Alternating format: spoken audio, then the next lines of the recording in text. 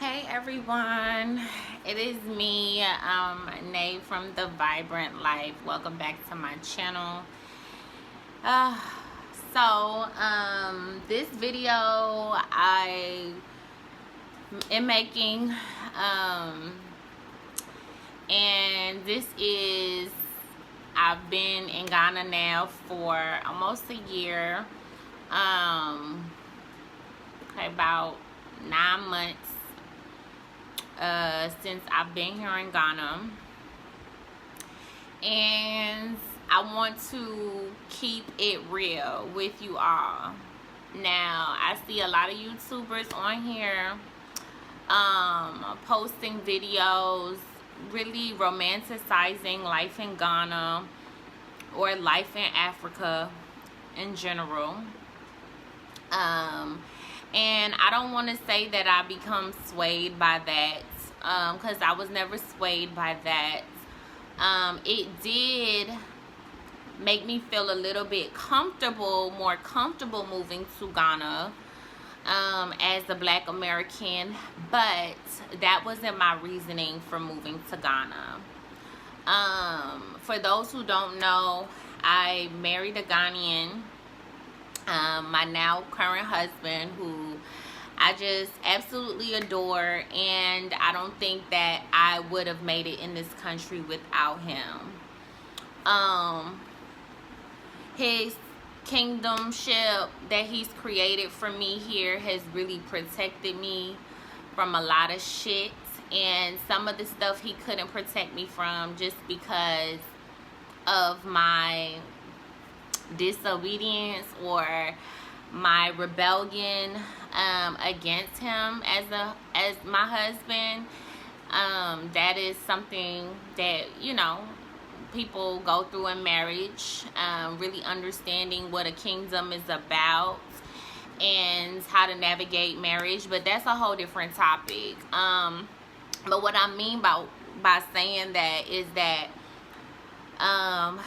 definitely listening to the guidance of my husband in certain situations, navigating certain friendships, business relationships here in Ghana, listening to his advice, I was protected from a lot, okay?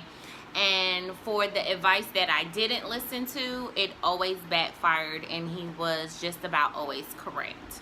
So I'm very grateful for him and how he protected me while being here in Ghana, and how he is protecting me as my husband. I'm so grateful for him. Yeah, he's my protector. I love my husband. So this is not to bash Ghanaian men or any of that. This is just simply a video, you know, sharing my experiences, and I have so many experiences that I want to share with you all about being here in Ghana. So I'm gonna jump into it. I'm gonna start with the biggest thing that I don't think people really consider when moving to African countries. Or they think that it won't be as hard to navigate, and that's poverty. The poverty is unescapable here. As a foreigner, you see it all over the place. It's unescapable. As much as you want to deny it, that, you know, you can still live your quote-unquote luxurious or comfortable lifestyle in a country that, in my opinion, is way worse than what I thought a third world country would be. It's not easy. I thought it was something that I could navigate really well because I've dealt with poverty in the States. I've dealt with people who grew up in the hood, but it's completely different. And maybe that was me being naive, not really considering it, but I had traveled to Ghana numerous times, enough I felt like to know what the poverty was going to be like. But that was not really the case for me, because I had only stayed on those visits 4 weeks max, a month max, and you still don't really feel it then, because you're still moving off of this excitement as a tourist, still learning neighborhoods and things like that. But if you do stay longer than a month, you will feel it. You will feel the poverty. And it's not so much that you experience the poverty, because I see a lot of videos of people coming here with no money, or coming here with a couple dollars, thinking that they can survive off of these dollars, and everything is gonna be okay.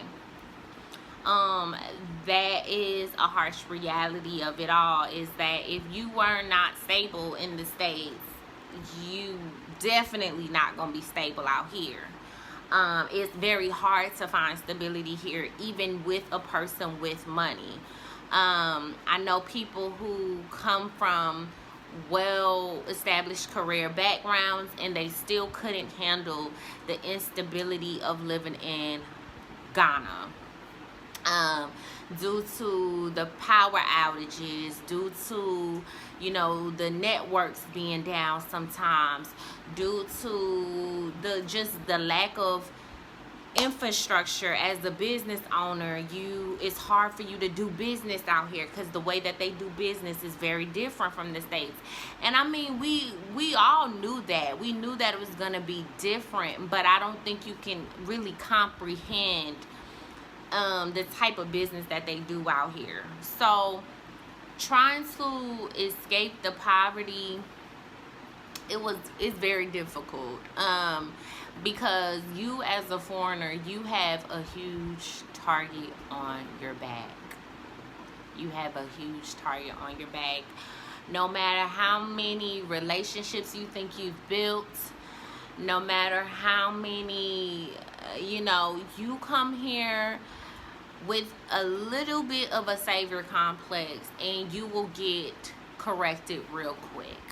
Because the problem is that a lot of us come with this mentality that we can add value to this country, that we can save this country, we can create jobs in this country. Don't do it to yourself. Don't do it to yourself. And I'm not coming from a place of bitterness. I'm not coming, it's bigger than you. It's bigger than me. It's bigger than the community. It's bigger than the politicians. Ghana specifically, I can only speak for Ghana, but according to my research, it seems like a lot of African countries struggle with industrialization and being on top of things. And it's because I feel as though Ghana has, and I'm going to say this just for Ghana, in a lot of ways, the people have cursed the country. Or better yet, cursed the continent. A lot of people, okay, so let me stick on this topic, poverty, and I'm going to come back with another video, because I don't want to get off topic, but there's so much that I want to discuss with you all. So yeah, the poverty is crazy. Here on our compound, we have neighbors, and we all have separate poly tanks, separate gas tanks, but the thievery that goes on is just something that I've never witnessed before. The boldness of the begging is something that I've never experienced before. And like I said, I've visited plenty of times. I've experienced all this stuff, but living here, it is completely different.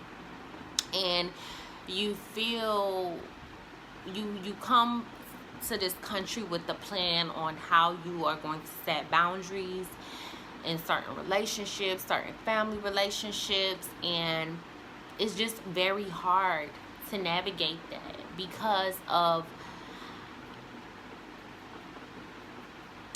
you have to live amongst these people. And this is what kind of makes people dive into the topic of witchcraft. Okay? Because you do and you can become a victim of witchcraft very easily if you do not play it correctly. Okay?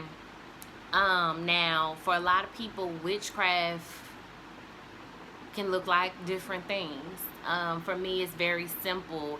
It's someone who is a conjurer, someone who can work with the nature, someone who knows how to craft spells to receive a certain outcome. We are all universal beings. It's not brand new to talk about witchcraft. I mean, the term witchcraft is very taboo. People don't like that word. Call it juju, call it whatever you want. But you got to understand the intentions of these people who are in a very impoverished situation and the lengths that they will go to get what they need to survive. It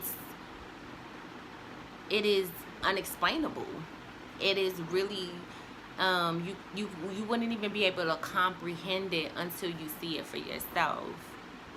And I think that stems from the poverty issue. You come in here thinking that, okay, I'm going to bring my American dollars and I'm going to invest in this land. I'm going to start a business. And they're watching you. They're watching you and they're plotting and they're planning on how they can get a piece of that. Get a piece of the millions that they think that you have. This is real. Now, prior to me coming here, I heard all type of stories. I didn't want to believe it. And I'm talking about these stories were from straight Africans, okay? People from all over the continent, but it was all the same mumbo jumbo. And it was that nobody wants you doing better than them. It's a crabs in a bucket. You gotta move in silence. The poverty is crazy. And I think all of this stems from poverty. And so you better know, coming here, you will not be able to really hang with the locals. You won't be able to, you better be able to sustain a lifestyle that allows you to hang with people that you desire to be on their socioeconomic level, okay? But me as a young, black, you know, single mom at the time, I'm stable, you know, I'm trying to find my own way. I'm a creative entrepreneur trying to find my own way, and to them it looks like, wow, you even had the ability to come here. You must have something, or you come from something. So let's try to figure out how I can extort the most money out of you. And it happens as soon as you touch down in the airport. You think it's all funny, like, oh, ha ha ha, yeah, bribery in Ghana. It gets old real quick. In some instances, it works for your benefit. In other instances, it's just flat out wrong. And it's annoying. And it's like, so you telling me that you're not going to do your job unless I slide you a couple CDs. It's the way of the land.